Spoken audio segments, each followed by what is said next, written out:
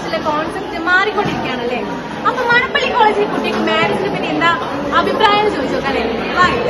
വേണ്ടാന്നൊന്നും എന്റെ ഒരു അഭിപ്രായത്തിലില്ല. കാരണം ഒരാള് ഒരുപാട് ആൾക്കാരെ കല്യാണം കഴിക്കണം എന്നാണ് എന്റെ തിരക്കിലാണോ? തിരക്കിലാണ്. പിന്നെ വാ. നീ എവിടെ പരിപാടി അവതരിപ്പിച്ചാലും ഇത് തന്നെയാണല്ലോ നിന്റെ വിധി. കല്യാണം എന്ന് പറഞ്ഞ കൺസെപ്റ്റിനോട് വളരെ നല്ല അഭിപ്രായം. കല്യാണം വേണം.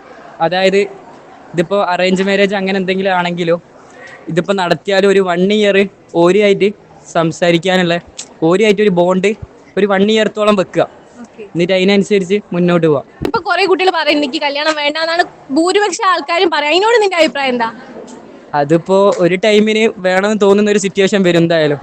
അപ്പം നമ്മള് ആ സിറ്റുവേഷൻ വരുന്ന ടൈമിൽ പിന്നെ നമുക്ക് കല്യാണം കഴിക്കാനാവില്ല. നമ്മളിപ്പോ സൊസൈറ്റിയില് കല്യാണം വേണ്ട വേണം എന്നൊക്കെ പറയുന്ന ആൾക്കാരുണ്ട്. അപ്പൊ നിന്റെ അഭിപ്രായം എന്താണ്? കല്യാണം വേണോ വേണ്ടയോ? ഞാൻ കഴിക്കും. ഞാനൊന്നും മിണ്ടുന്നില്ല. ഞാനൊരു വികാര ജീവിയാണ്.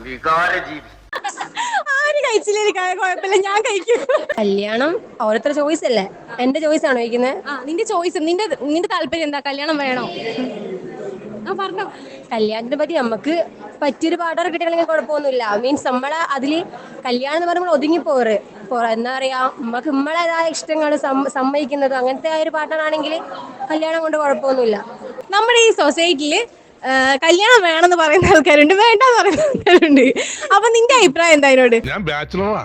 എന്റെ അച്ഛനും ഒരു ബാച്ചിലറാണ്.